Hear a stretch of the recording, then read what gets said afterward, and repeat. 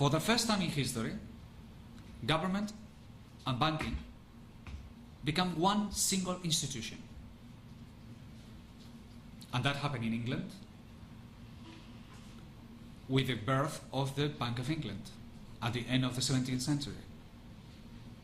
So you have for the first time, while before the Christian governments always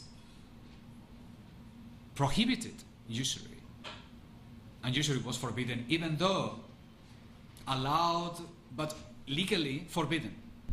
The same thing with the riba. Riba was forbidden but existed in the corners of the city.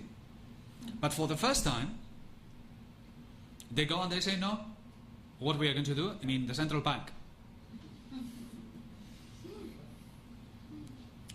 And what they do is that they say, now from now on, banking activities are going to be a fundamental part of government. And the deal is, the citizens have no choice with money. You have to use the money that this private institution, called the central bank, is going to issue for you. And the government, what does it get the government? The government gets unlimited finance. A dream. Unlimited. They can get any amount of money they want. Because they can transfer the money, the payment, to the people. The people get taxed just by the mere fact that they have money in the pocket. Just like you are being taxed as we speak. You and me, naturally. It's like there is a little hand in your pocket just taking from your pocket. Your ringgits are actually losing value as we speak. We are all looking at me, but this hand is just going through your pockets and taking a little bit. And keeps going. You keep smiling, you keep angry, it doesn't matter. You go to sleep, the hand keeps going. Just taking every day, all the time. Non-stop. You see, so it was a fabulous system of taxation. So much so that everybody had to follow it. Is this Islamic? No, it's absolutely an affront to freedom. And it's against Islam. And the idea that this thing can be Islamized is only in the heads of criminals. These modernist ulama of the 50s and the 60s who told you the Islamic constitution is fine. And they started speaking Islamic State, Islamic State, Islamic State, with no single understanding of what they are talking about. So while the West was saying anti-state, this group of pseudo-ulama born out of corrupted Freemasonic journalists from Egypt, traitors to Islam, who are the fathers of all this Islamic fundamentalism of today, these people were the ones that they said it is okay. And the whole concept of Islamization comes from them. The Islamization of banking and the Islamization of the state. And what more do you want? So the concept of the guilds is very, very important. In Arabic are known as sinf, snaf in plural. And they were a fundamental part of societies. For example, we know in Algeria in the 12th century the large shipyards in Algeria producing all the pirate ships that they were terrorizing the Christians in the Mediterranean. It was all built with guilds. There was no one single employee. These people were all free societies, not cooperatives.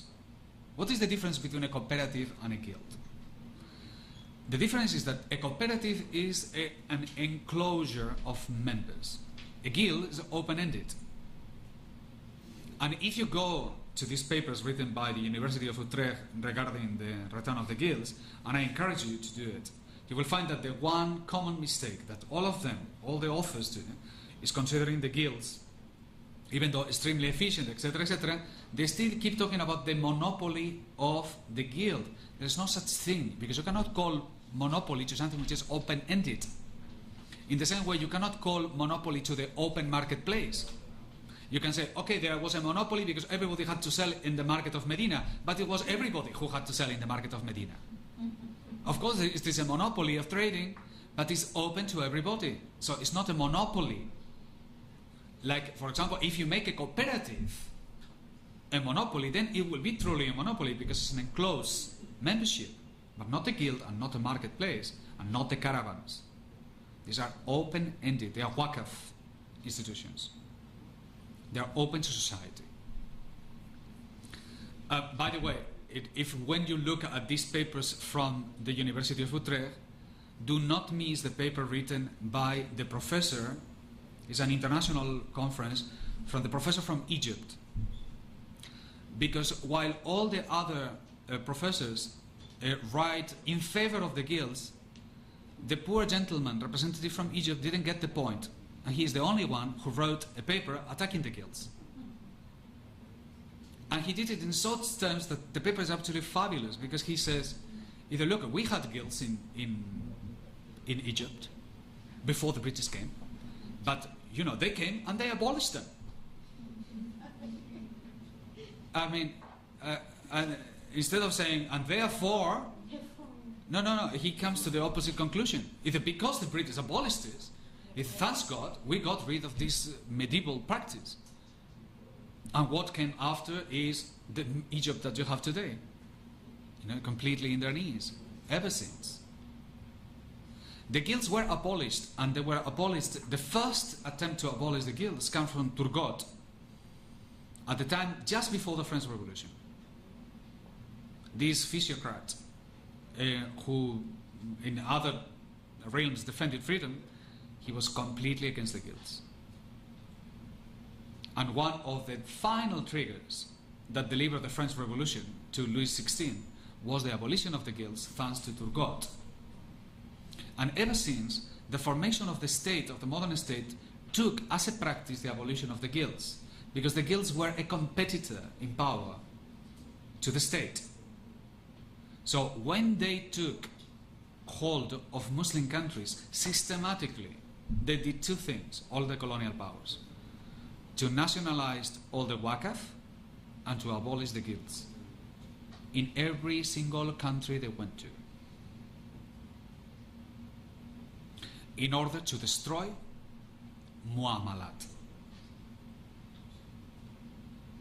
So if we are in the business of trying to understand what an Islamic model is, you will find that this is one of the key features.